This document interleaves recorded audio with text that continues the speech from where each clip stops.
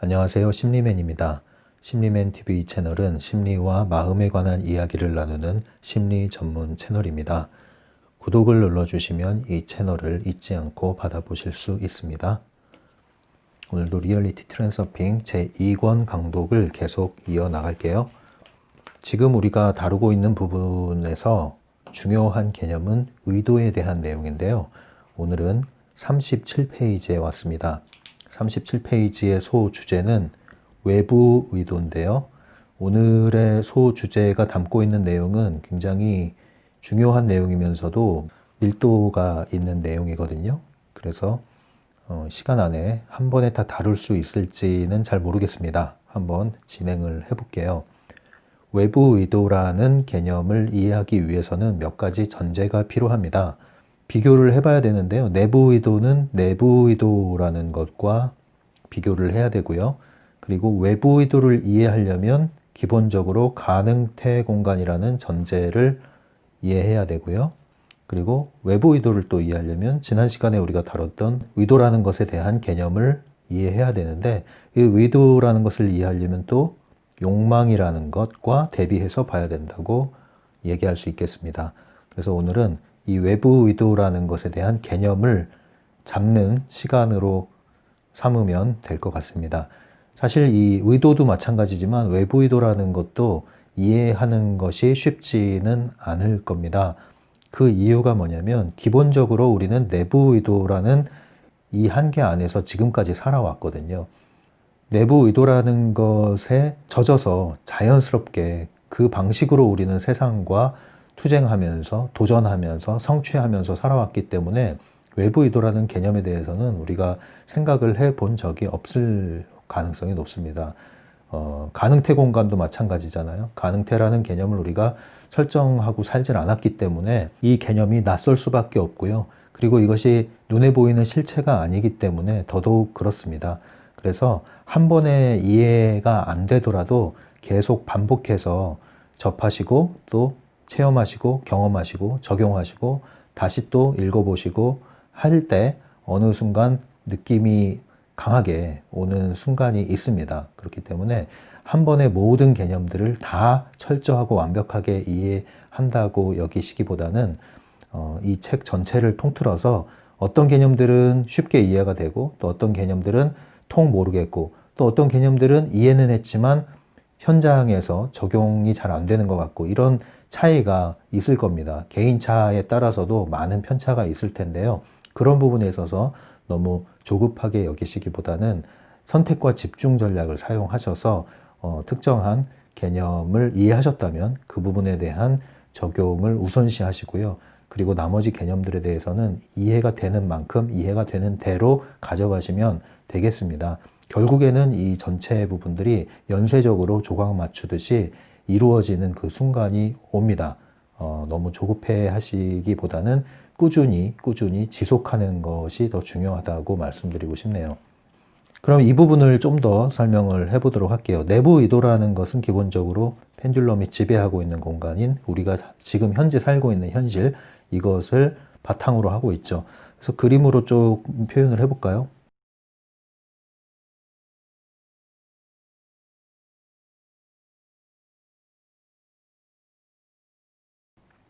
기본적으로 우리가 의도라고 하는 것은 욕망에 행동이 더 추가된 것이라고 했죠. 그리고 여기서 의심은 빠진 부분이라고 했죠. 이 의심 부분에 있어서 어떤 구독자님이 아주 좋은 이야기를 해주셨는데 의심이라는 것은요, 필요한 겁니다. 우리가 오해를 하면 안 돼요. 트랜서핑에서 의도를 설명할 때 소망이나 욕망에서 의심이 빠지고 행동이 더해진 부분이라고 했을 때 이 의심이라는 부분을 잘 이해를 하셔야 되는데요. 우리가 살면서 의심을 절대 어떤 상황에서도 안 하고 산다는 것은 상당히 위험합니다. 우리는 기본적으로 의심을 해야 되는 게 맞아요. 그런데 여기서 말하는 의심은 지나친 의심이라고 보시면 됩니다. 우리가 건강한 의심 또 건강하지 않은 의심으로 구분을 해볼 수 있겠는데요. 여기 의심이 있고 여기에 행동이 있다고 한다면 행동화를 할수록 의심은 줄어들게 되어 있습니다. 그래서 이러한 곡선이 만들어질 것 같아요. 행동을 하지 않을수록 생각이 많아지겠죠, 당연히. 그럴수록 의심은 더 커지게 되어 있습니다. 그런데 행동화할수록 그 의심은 줄어들게 되어 있고요. 그 의심이 줄어들수록 의도가 될 가능성이 높아지게 되어 있는 겁니다. 그래서 기본적으로 이 의심을 대하는 우리의 태도는요, 의심과 함께 행동을 해나가야 돼요. 그래야 이 의심에 대한 실체가 드러나게 되어 있습니다. 그래서 의심이라는 놈이 이렇게 있으면 의심을 하는 이유는 실체에 다가가기 위해서, 확신을 더 갖기 위해서 의심이라는 것을 통과를 해서 우리가 확인을 해봐야 되죠. 그런데 우리가 행동을 통해서 의심이라는 것을 건드리게 되면 두 가지 결과가 나오게 됩니다. 하나는 그러니까 이제 믿을만 하다.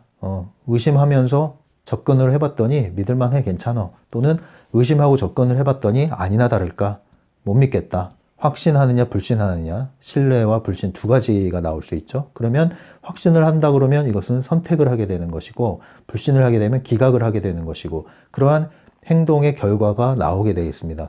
명쾌하죠, 이거는. 명쾌합니다. 그런데 행동을 하지 않는 상태에서 이 의심을 키우는 경우가 있죠. 행동을 하지 않은 것을 뭐라고 그래요? 생각을 하는 거죠. 생각만 하는 겁니다. 의심의 눈초리로 계속 바라만 보고 있습니다. 그러면 이러한 방식의 의심을 할 경우에 그 결과는 두려움이 양산이 됩니다. 그리고 불안이 커지게 됩니다. 그리고 행동이 따라주지 않는 이 생각에 집착이 더해지게 되면요, 불안과 두려움은 가중이 되죠. 그러면 더더욱 행동이 안 나오게 되죠. 못 믿으니까. 그러면 그것으로 인해서 결국 좌절하게 됩니다. 결국은 우리가 행동을 통해서 의심을 불식시키는 그러한 접근이 건강한 의심을 지킬 수 있는 그러한 방식이 되는 거죠. 그래서 여기서 말하는 이 의심이라는 것은 불필요한 의심, 지나친 의심, 과장된 의심, 생각으로 키워낸 의심, 그러한 것을 이야기한다고 받아들이시면 되겠습니다. 그래서 기본적으로 우리가 이렇게 건강한 의심은 필요하다, 이렇게 말씀드릴 수 있겠고요. 그래서 이러한 의도를 사용해서 우리는 외부 의도와 연결이 돼야 된다는 것이죠. 트랜스서핑을 한다는 것은 내부 의도를 사용하는 것이 아니라 외부 의도를 사용하는 것입니다. 외부 의도라는 것은 이 가능태 공간에서부터 우리에게 다가오는 에너지라고 보시면 됩니다. 내부 의도라는 것은 우리가 살고 있는 이 물리적 공간의 현실 안에 갇혀 있는 의도라고 보시면 돼요. 그래서 내부 의도는 이 현실 안에서만 작동을 합니다. 이 안에서 내가 싸우고 있는 거예요. 그런데 내부 의도도 차이가 있죠. 그래서 어떤 사람은 매우 강한 의지력을 갖고 있고 어떤 사람은 매우 빈약한 의지력을 갖고 있어요. 강한 의지력을 갖고 있는 사람, 그리고 명료한 사고와 창의력을 가지고 있는 사람이 있죠. 그런 사람들은 이렇게 보시면 돼요. 이게 역삼각형을 이렇게 그려놓으면 굉장히 좁은 사고를 하는 사람이 있고 굉장히 넓은 사고를 하는 사람이 있어요. 멀리서 이 세상을 바라보는, 조감하는 그러한 시야를 가진 사람이 있고 좁은 시야를 가진 사람이 있고 차이가 있죠. 하지만 여전히 높은 시야를 갖고 있다 하더라도 여전히 내부 의도의 한계 안에 갇혀 있는 것은 다르지 않다는 겁니다. 이 차이를 구분을 해야 된다는 거죠. 이것이 외부 의도냐 아니면 내부 의도 안에서의 차이냐. 내부 의도 안에서의 차이는 분명히 차이가 있기 때문에 이 낮은 상태보다 훨씬 더 높은 상태에 있는 그 사람들이, 소위 이 내부 의도로 성공한 사람들이 더 강한 의지와 더 높은 조망과 식견을 가지고 있는 것을 인정할 수밖에 없습니다. 그러나 외부 의도라는 관점에서 보면 결국에는 이 좁은 하나의 우물 안에서, 그 우물 안에서 도토리 키를 재는 그런 느낌으로 볼 수 있는 것이죠. 내부 의도의 힘으로 나를 변화시키는 것, 가능태 공간을 이동한다는 것은 확률상 어려울 수밖에 없다는 것이죠. 이것은 굉장한 도전과 성취가 필요한 영역이라는 것이고 위험 부담도 많죠. 왜냐하면 내부 의도라는 것은 중요성과 함께 하기 때문에 항상 부메랑을 맞을 가능성이 높아지기 때문입니다. 균형력이 상실되기 때문이죠. 그래서 이러한 트랜스서핑 원리 안에서 조감한다면 이 내부 의도의 한계 안에서 이 세상을 사는 것은 물론 상승할 수 있는, 보다 나아질 수 있는 길이 분명히 있긴 하지만 그 역시도 트랜스서핑의 관점에서 볼 때는 하나의 우물과 같은 그러한 것으로 볼 수 있다, 이 얘기입니다.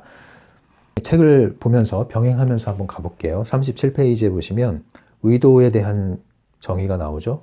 의도는 욕망과 행동의 조합이다. 그래서 행동이라는 부분을 우리가 간과하면 안 됩니다. 내부 의도한 개념도 여기 나옵니다. 자신만의 힘으로써 무엇을 하고자 하는 의도, 이것이 내부 의도다. 이렇게 하는 거죠. 그러면 외부 의도는 뭐냐? 여기 개념이 또 나오죠. 의도의 작용을 외부 세계로 확대시키는 것이다. 여기 나왔죠? 욕망이 아닌 의도. 이 의도를 외부 세계로 확장한다는 것은 가능태 공간과 연결된다는 것입니다. 그래서 지난 시간에 제가 의도에 대해서 설명할 때 내부 의도와 외부 의도가 더해진 개념으로 이해하시라고 그랬어요. 그렇다고 한다면 우리가 외부 의도에 다가간다는 것은 이 내부 의도가 전혀 쓸모없는 것이 아니라 우리의 내부 의도를 사용해서 외부 의도를 촉진하는 이러한 관점이 필요하다는 것이죠. 38페이지입니다. 외부 의도의 개념은 가능태 모델과 밀접하게 연결되어 있다. 외부 의도는 가능태 공간에서 인생 트랙을 선택하는 과정에 개입한다. 네. 기본적으로 가능태 공간을 상정하고 외부 의도를 이해한다고 볼 수 있는데요. 이것은 이렇게 설명이 되고 있죠. 이 책에서. 여기 연필이 있잖아요. 볼펜이 있는데 개념을 이렇게 설명을 하는 겁니다. 기본적인 개념을. 내부 의도라는 것은 내가 여기 손이 있고 저기 볼펜이 있으면 볼펜을 내가 가지러 갑니다. 이것은 내부 의도예요. 그리고 이 볼펜을 집어서 여기로 옮겨 놓습니다. 내가 주체가 돼서 나의 의지와 행동으로 외부에 있는 현실을 직접적으로 건드려서 바꾸는 이것을 내부 의도라고 합니다. 그럼 이제 개념적으로 외부 의도라는 건 뭐냐? 외부 의도라는 것은 내가 이 볼펜을 쥐어서 이곳으로 옮기고 싶다고 했을 때 외부 의도의 작용은 이론적으로 이렇습니다. 내 손이 이 볼펜으로 가서 옮기는 것이 아니라 이 볼펜이 이곳에 옮겨와 있는 이 가능태 공간의 한 트랙을 내가 활성화하고 현실화했다 이거죠. 그것을 선택했다는 것이죠. 역으로 이해를 하는 것이죠. 외부 의도의 개념은 무수한 가능태 공간의 섹터가 있어요. 그거는 여러 가능성이 존재한다는 거죠. 그럼 일단 그림으로 설명하면 여기에 연필이 있고 여기에 손이 있습니다. 이 그림이 있죠. 그리고 이 연필이 손에 잡힌 그림이 있습니다. 그러면 이 무수한 가능태 공간에 무수한 슬라이드가 존재할 거 아닙니까? 이 볼펜의 종류도 다양할 것이고 이 무수한 가능태 공간에서 볼펜을 손에 쥔 것을 선택을 했기 때문에 그 가능태 공간의 현실이 나에게 나타난 것이다 라고 설명을 하는 겁니다. 이 개념상 그렇다는 거예요. 이것을 너무 현실적으로 깊이 생각을 하면 이 행동이 어색해집니다. 우리가 생각을 너무 많이 하는 것보다는 기본적인 개념을 이해하시라는 거죠. 내가 뭔가를 하는 것이 아니라 그렇게 된 상태를 선택을 했을 때 그것이 현실로 나타난 것이다. 그 섹터를 내가 활성화한 것이다. 이런 개념이라는 것이죠. 에스컬레이터가 있다면 에스컬레이터는 자동적으로 작동을 하죠. 자동으로 작동합니다. 그래서 원하는 곳으로 나를 이동시키는데 내가 걸어서 올라가는 것이 아니라 나를 그곳으로 데려가는 거죠. 반대로 말하면 그것이 나에게 다가오는 겁니다. 에스컬레이터를 통해서요. 외부의 힘, 외부의 작용을 통해서 내가 그곳에 다가가고 그것이 나에게 다가오는 원리입니다. 그런데 에스컬레이터라는 것을 이용하려면 반드시 나는 내 힘을 사용해서 이 계단에 발을 올려야만 하는 것이죠. 그것이 바로 내부 의도고 나의 의도라는 것입니다. 이 발을 올리는데 우리는 많은 고민이나 어떠한 의심을 하지 않죠. 왜냐하면 당연한 거니까. 그곳에 발을 들이는 순간 나는 에스컬레이터를 통해서 다음 층으로 올라갈 수 있다는 것은 너무나 자연스러운 생각입니다.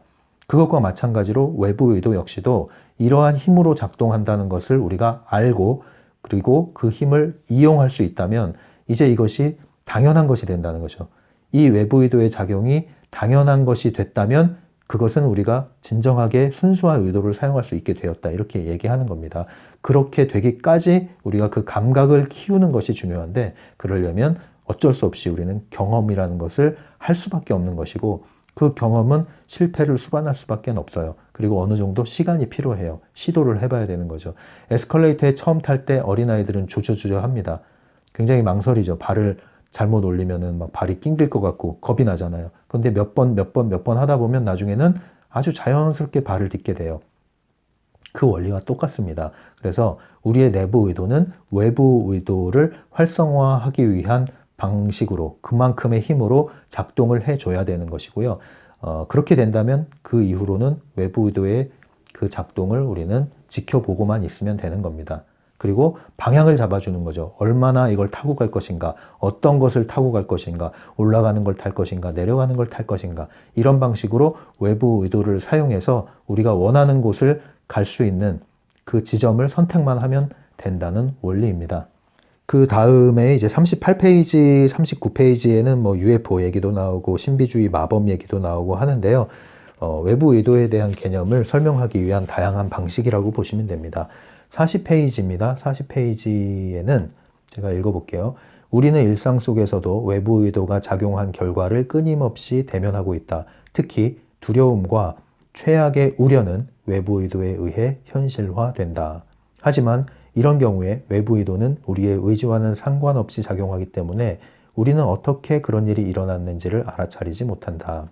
얼마 전에 그 구독자분이 질문을 해주신 게 있는데, 심상화를 하니까 오히려 심상화를 하면 반대의 현실이 펼쳐지고, 심상화를 하지 않고 그냥 할 때는 오히려 일이 잘 풀리고, 도대체 내가 뭘 잘못한 걸까요? 이런 질문을 한 적이 있는데요. 제가 몇 가지 점검할 수 있는 부분을 답변을 드렸는데, 이 부분도 이제 점검을 하면 좋은 부분이죠. 그 심상화라는 것이 기본적으로 영혼과 마음의 일치 상태가 돼야 되는 것이잖아요. 쉽게 말하면 내 진심이 담겨야 되는 거거든요. 내 마음의 소리와 내 머리의 생각과 일치되지 않은 경우에는요, 이 마음의 소리가 더 진실되거든요. 그런데 우리가 머리로 이 마음의 소리를 누르고 우리의 느낌을 누르고 모른 채 하고 외면하고 이것을 덮으면서 이것을 극복하기 위한 반작용으로 머리로 상상을 더 키워나갈 경우에는 불현듯 그 불안함과 두려움이 엄습해 올 때 머리가 그것에 대해서 동조를 해주게 되죠. 그럴 때 펼쳐지는 현실, 외부 의도가 건드려지게 되는데, 그래서 현실이 나타나는 이런 일이 벌어지는 겁니다. 지금 이 책에서 얘기하는 게 그런 부분이에요. 왜 불길한 예감은 틀리지 않고 현실로 벌어지느냐. 그것은 이 영혼과 마음의 일치 상태로 인해서 외부 의도가 활성화되는 그 부정적인 방면에서의 활성화를 얘기하는 겁니다. 이와 관련해서 50페이지로 가서 관련된 부분을 먼저 읽어드리도록 할게요. 외부 의도는 우리의 의지와는 상관없이 날마다 작용하고 있어서 종종 해로운 결과를 가져온다. 예컨대 외부 의도는 우리가 가장 두려워하는 일을 현실화시킴으로써 자신을 드러낼 수도 있다. 원치 않는 것을 오히려 얻게 되는 경우를 우리는 이미 이야기했었다. 한편에서는 당신이 겁내고 싫어하고 피하고 싶어하는 일들이 당신을 뒤따라다니고 있다. 이것은 당신이 방사하는 산염 에너지가 원치 않는 사건에 동조됨으로써 당신을 그런 일이 일어나는 섹터로 데려가기 때문이다. 네, 계속 읽어볼게요. 51페이지에도 관련된 내용이 나옵니다. 영혼과 마음은 한 가지에 동의한다. 사건에 대한 평가 말이다. 그것이 원하는 종류의 사건인지 원치 않는 종류의 사건인지는 상관없다. 외부 의도는 단순히 영혼과 마음이 동의하는 것을 보고 그것에 해당하는 섹터를 가능태 공간에서 선택한다. 그래서 왜 내가 뜻하지 않은 현실이 자꾸 벌어지느냐, 심상화를 안 할 때보다 할 때 오히려 더 반대되는 일이 자꾸 생기느냐, 그 부분은 부정적인 의미에서의 심상화를 잘하고 계신 거라고 보면 돼요. 그럼 왜 그런 일이 벌어지냐? 바로 영혼과 마음의 일치, 머리와 가슴의 일치, 생각과 느낌의 일치가 벌어지기 때문인 거죠. 그럼 어떻게 여기서 벗어날 수 있을까요? 그것은 이 억누르는 마음 때문에 그래요. 내 감정을 덮어두고 누르고 머리로 심상화를 하려고 해서 그래요. 그래서 이 마음을 먼저 풀어내는 게 필요합니다. 우리는 오해하면 안 되는 게요. 부정적인 감정은 표출되면 안 돼. 이 거울에 반영되면 안 돼. 이러한 강박을 가짐으로써 오히려 거기에 더 중요성이 들어가게 되는 거거든요. 거울의 법칙을 적용하는 건 좋은데 거울의 법칙을 적용하려고 했더니 이런 것들에 대한 부정적인 느낌, 감정들에 대한 우리가 어떠한 일종의 강박 같은 걸 갖게 되는 거죠.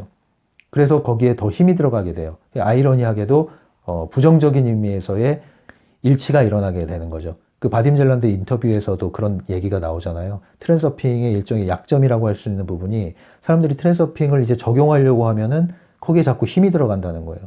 중요성이 들어가고 그래서 내부 의도가 들어가고 그래서 타프티 얘기를 하는 거죠. 그럼 어떻게 해야 되느냐? 이러한 부정적인 마음을 떠안고 가서는 안 되고요. 이것을 제로 상태가 될 만큼 풀어주셔야 됩니다. 부정적인 감정을 표현하는 것이 나쁘다고 생각해서 이런 일이 벌어지는 거예요. 사실 나쁜 감정은 없다라고 제가 누누이 말씀드리잖아요.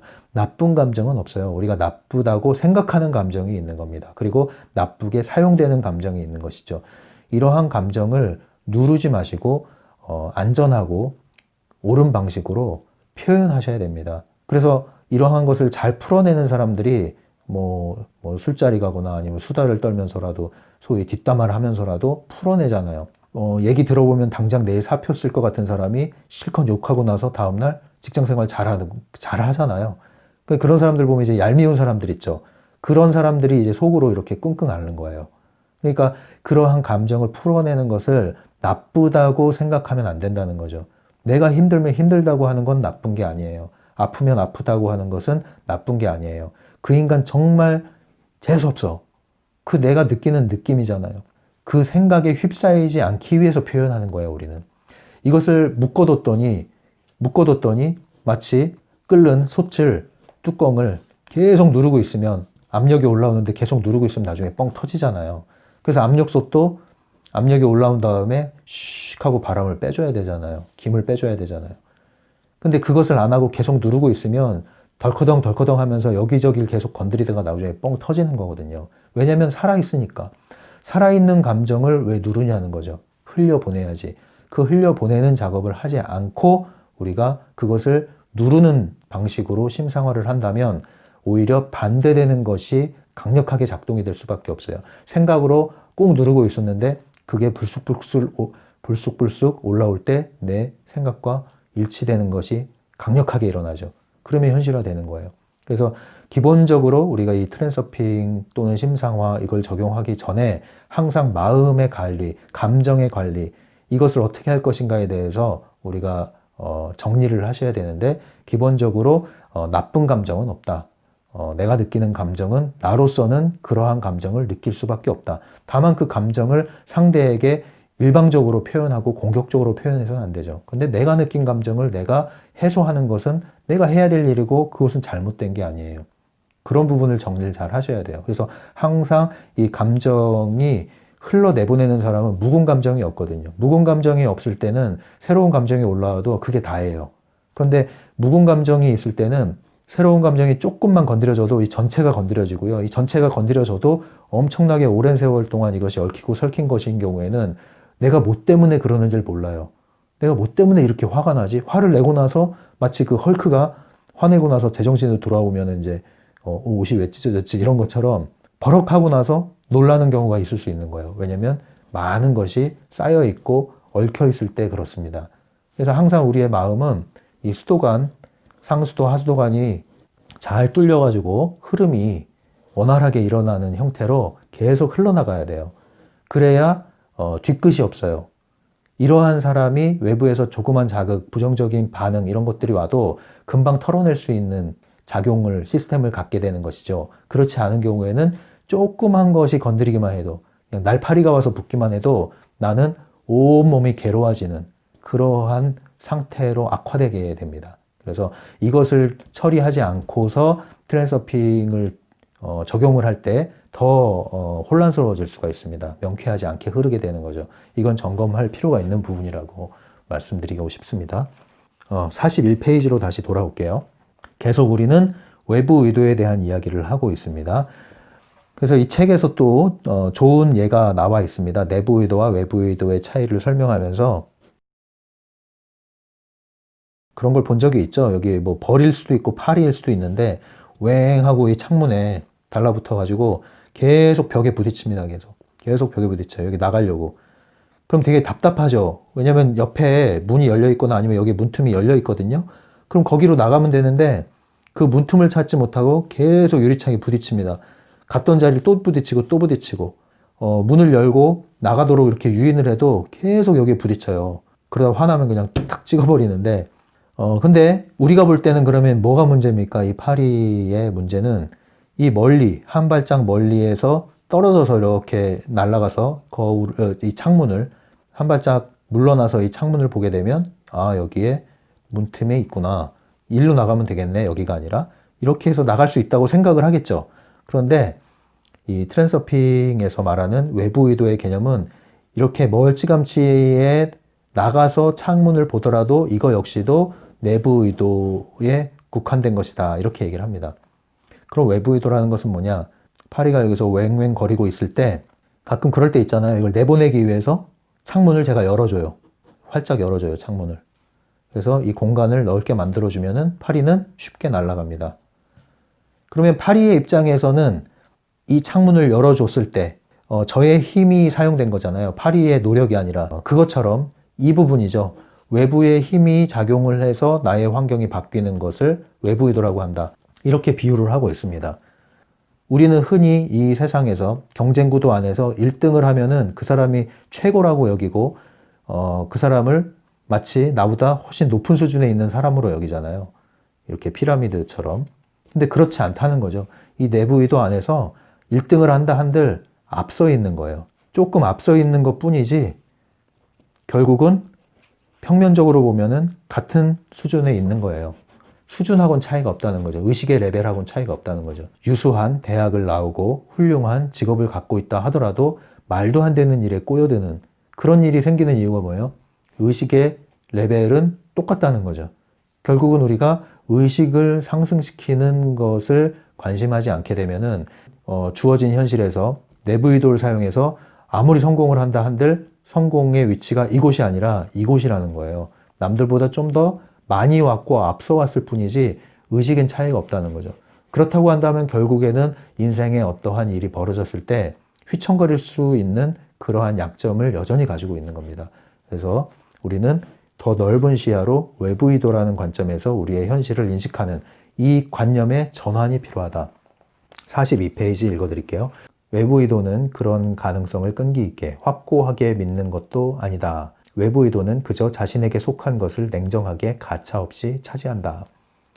네, 이 얘기가 어디서 나오는 거냐면 예를 들면 차가 정체 상태에 있고 주차장에도 차가 다 들어서 있어서 주차 공간이 없을 때 내부 의도에서는 당연히 주차가 불가능하다고 생각하고 짜증을 내기가 쉽죠. 그런데 외부 의도를 사용한다는 것은 그 주차장에 들어설 때 내 주차 공간이 나올 것이라는 확신을 갖는 것이죠. 근데 확신이란 표현도 적절하지 않아요. 여기 나온 것처럼 그저 자신에게 속한 것을 냉정하게 가차없이 차지한다.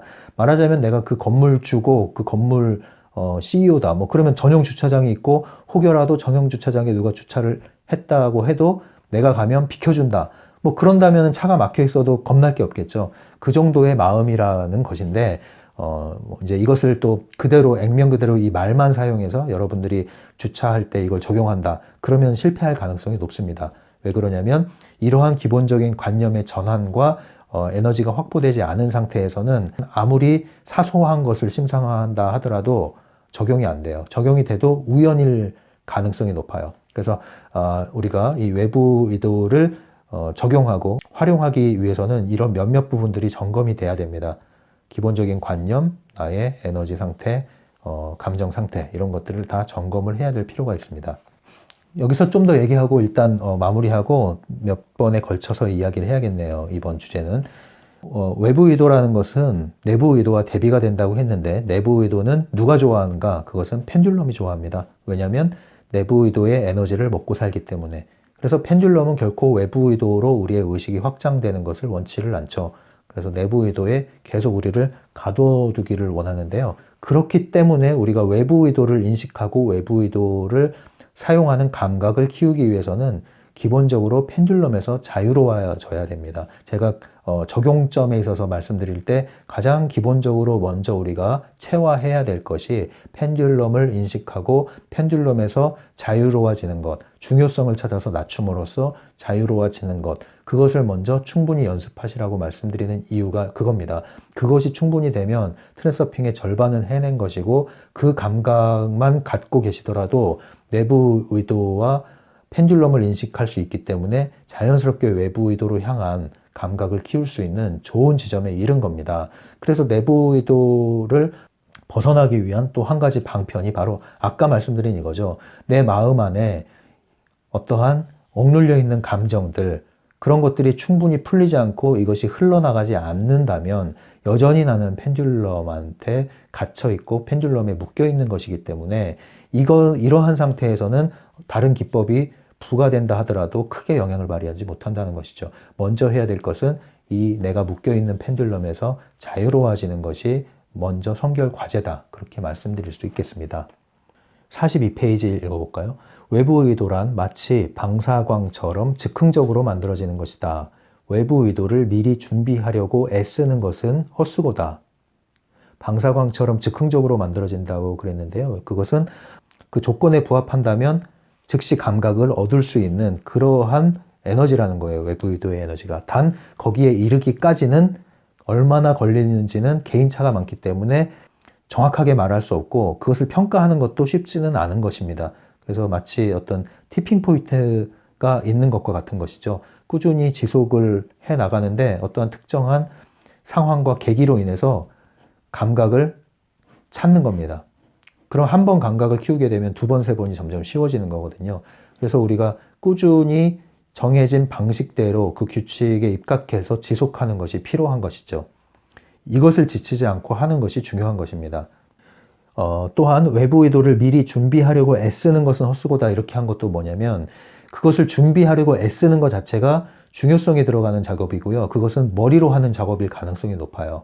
그래서 결국은 외부 의도라는 것을 내부 의도를 사용해서 내부 의도의 한계 안에서 사용하게 되는 일이 벌어지는 것이죠. 그래서 이 부분을 잘 조율해야 되는데 이게 어렵잖아요.